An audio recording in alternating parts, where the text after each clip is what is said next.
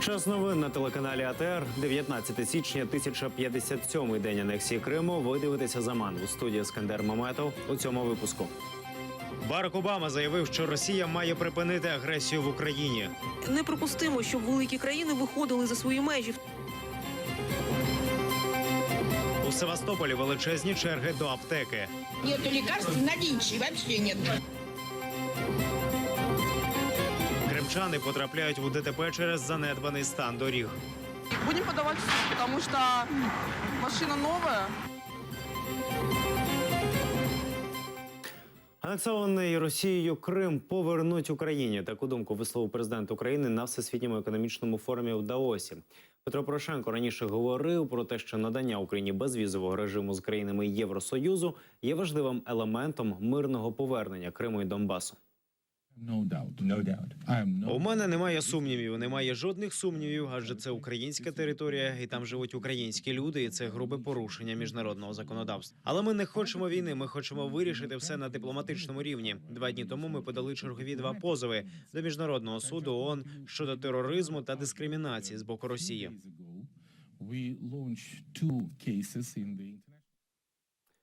Санкції з Росії не знімуть до повної деокупації Криму. Президент Сполучених Штатів Америки Барак Обама на своїй підсумковій прес-конференції в Білому домі зазначив, Росія винна у агресії щодо України. Росія позбудеться санкцій лише якщо перестане втручатися у справи України. Відзавтра у США з'явиться новий президент Дональд Трамп. Деякі політики вважають, що Трамп вестиме більш лояльну політику щодо Росії. Причиною запровадження санкцій проти Росії були її дії в Україні. Для Сполучених Штатів важливо відстоювати фундаментальні принципи, за якими неприпустимо, щоб великі країни виходили за свої межі, втручалися в справи інших і залякували менші країни. Можливо, в певних питаннях, коли Трамп прийде в Білий дім і погляне на весь комплекс проблем, то це дасть йому можливість дійти тих самих висновків, яких дійшов я. Права Енвера Мамутова порушуються. Про це заявив адвокат Еміль Курбедінов після візиту до психіатричної лікарні, де отримують Мамутова. Під час бесіди адвоката та підзахисного постійно знаходилися сторонні люди, що порушує права Мамутова. Це не єдиний випадок порушень прав підсудних у справі Хізбут Тахрір в окупованому Криму. Я считаю, что это также нарушение права. Об этом заявлял ранее Эдем Семигляев, что он не был допущен к Эмиру Сиюну-Куку. В настоящий момент мной будет подана жалоба на то, чтобы провели проверку по условиям содержания Энвера Мамутова в психиатрической больнице и на то, что не была обеспечена конфиденциальная встреча с адвокатом Энвера Мамутова и меня как защитника. Щодо кримського татарина Османа Білялова відкрита кримінальну справу за участь у несанкціонованому мітингу біля кафе «Саланчик». 23 січня в окупованому Бахчисараї відбулося судове засідання у справі Білялова. 16 січня кримського татарина запросили до відділення поліції для ознайомлення з протоколом, де його назвали порушником закону. У відповідь Білялов написав заяву про образу його співробітниками поліції, котрі назвали його «так» до рішення суду. Его привлекают за участие в несанкционированном публичном мероприятии, повлекшее создание помех жизнеобеспечению транспортной и социальной инфраструктуры. То есть абсолютно необоснованное обвинение, и будет продолжение разбирательства по данному делу. Ріфату Алімову знов стало зле у СІЗО. Фігуранту так званої справи Хізбут Тахрір вже кілька днів не надають відповідної медичної допомоги. В нього хвороба нирок. Кілька днів він не може пересуватися через болі. Медперсонал ізолятору лише робить уколи знеболювального, але не направляють його на обстеження і не намагаються його вилікувати. Про стан Рифата Алімова розповів адвокат Еміль Курбедінов. Рифату Алимову очень плохо. Было как минимум 2 приступа в один день сильнейших почечных. Прибежал врач и сделал только обезболивающее. Но это не решает проблему, что Рифат Алимов еле уже из-за боли, еле передвигается. У него болят, отекли ноги, болят почки и так далее. Еле-еле ходит из-за этого. Суд окупованого Криму продовжує розгляд речових доказів у справі заступника голови Меджлісу Ахтема Чийгоза. На 66-му судовому засіданні переглянули відеоматеріали, що спростовують свідчення свідків звинувачення. Про це повідомив адвокат Ніколай Полозов. Заступника голови Меджлісу Ахтема Чийгоза звинувачують в організації масових заворушень на мітингу 26 лютого 2014 року під стінами Верховної Ради Криму. На представленных видеозаписях мы видим, что правая часть внутреннего двора, если стоять спиной ко входу в Верховную Раду Автономной Республики Крым, там, где находился Чийгоз, там абсолютно спокойно, люди стоят, не совершают никаких незаконных действий. А вот в левой части двора мы видим на видеозаписях в это же время, примерно это 11:30 до 12 часов дня, уже выстроена цепочка ополченцев. Причем на одном из видеороликов мы видим начало давки, которые провоцируют непосредственно члены народного ополчения, Аксенов и присутствующие там казачество. Сулейману Кадирову призначили додаткову психолого-лінгвістичну експертизу. Вчора член регіонального меджлісу Сулейман Кадиров відвідав ФСБ для ознайомлення з результатами лінгвістичної експертизи. Згідно з висновком, слова Сулеймана Кадирова не були закликом до якихось дій. Тому призначена додаткова психолого-лінгвістична експертиза. Кадирова підозрюють в екстремізмі. Цю ж статтю інкримінують заступнику голови Меджлісу кримськотатарського народу Ільмі Умерову. Экспертиза лингвистическая показала, что в основном ничего, никаких призывов к экстремизму, к терроризму нету.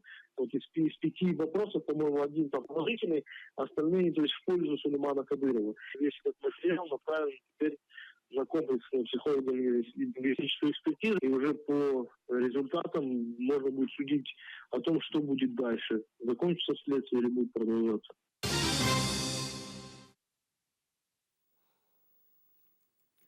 Чи можна молитися на украденій або захопленій землі? Муфтій Духовного управління мусульман України Умма Сейд Ісмагілов розповів, що богослови ісламу вважають, якщо земля насильно відібрана у господаря, то вона є краденою. Він зазначив, що якщо людина молиться на вкраденій території і не визнає право власності землі справжнього власника, така молитва є гріховною або навіть недійсною. Одни считают, что молиться на насильно отобранной земле, если ты знаешь, что есть настоящий владелец, есть тот, кому она принадлежит по закону, можно, и такая молитва принимается. Если же человек, который молится на уворованной, насильно отобранной земле, не признает право собственности настоящего владельца, вот такая молитва является греховной или даже недействительной. Но только в том случае, если мусульманин считает, что эта земля законно была отобрана у настоящего владельца. Когда между государством Украина, которое является владельцем земли, и между мусульманской общиной, которая строит мечеть на этой земле, устанавливается определенный договор. То молитва мусульманина в оккупированном Крыму или в Донбассе является действительной только если он знает, что она является насильно отобранной у реального хозяина, а реальным хозяином является государство Украина. Нескінченні черги в Севастопольській соціальній аптеці. З 2 кас лише одна видає медикаменти за пільгами. Мешканці з'їжджаються з усіх куточків міста. За кілька годин до відкриття аптеки збираються великі черги. Але пенсіонери жаліються. Простоявши і дочекавшися своєї черги, вони не завжди отримують свої ліки. Кто последний, товарищи? За ваш. Нету лекарств наличия, вообще нет. Вот с 25 ноября сказали конец года, а теперь говорят начало года. У меня дома мама 99 лет лежит. Я не могу стоять целый день. И лекарств нет у меня. Ну что мне делать? Уйду. А как я буду? Опять покупать? Я весь январь покупаю эти лекарства. Мне с Инкермана неудобно вообще есть. Как это? Ну как-то там, что нельзя. Раньше выдавали мне в Инкермане лекарства. Я без проблем получал при Украине без вопросов. Приходил в больницу к врачу, мне врач тут же выдавал. Теперь меня футболят по всему району, я не могу нигде получить. Вчера пришлось, поехал в Симферополь, в аптеку специально оборудованную, пришел, купил за наличные деньги. 2000 рублей отдал просто так, чтобы то, что мне положено государством, мне его не выдают. Как это объяснить, я вообще не понимаю. Мы только услышали, мужчина простоял с самого утра, ждал в очередь, и ему сказали, что его лекарств нет. Он вышел, он раздосадованный, конечно, стрессовая ситуация. Мешканці Криму страждають від занедбаних доріг. Про жахливий стан кримських доріг говорять вже давно, але зараз вже почалися перші аварії та збитки. Однією з жертв неякісного ремонту дороги стала мешканка Сімферополя. Її автомобіль провалився у зливову каналізацію.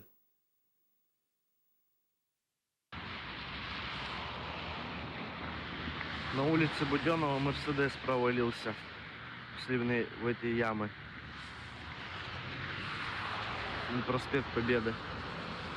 Я ехала по проспекту Победы, поворачивала на улицу Буденного.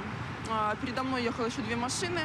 2 машины удачно проехали вот этот ливневый слив. А моя машина, когда мое переднее левое колесо наехало на слив, решетка провалилась. Повреждения видны. У меня передний бампер лопнул. Будем обращаться в независимую оценку страховую. Ну и будем подавать в суд, потому что машина новая. Здесь постоянно так, девушка. Сколько ремонтируют, все равно. Дня 3 назад было. И как, в ту яму попал. Как вытаскивали машину? А я выскочил просто.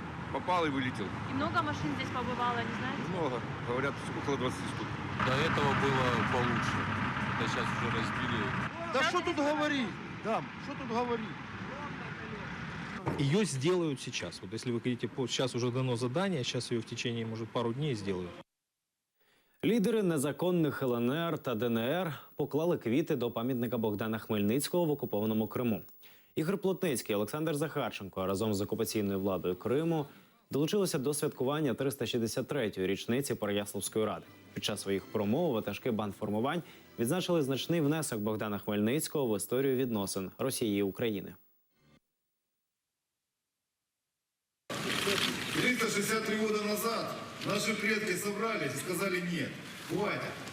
Хватит пинать нашу историю. Хватит пинать нашу веру.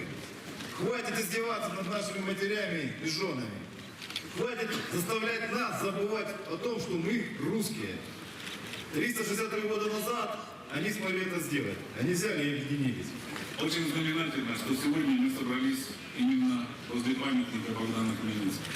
Потому что то, что он сделал, тот подвиг, это не просто символ, это родник, с которого начиналось объединение земель русских, русского народа. Вы знаете, и не зря эти памятники до сих пор живы и на территории Украины, и на территории Крыма, и на территории России.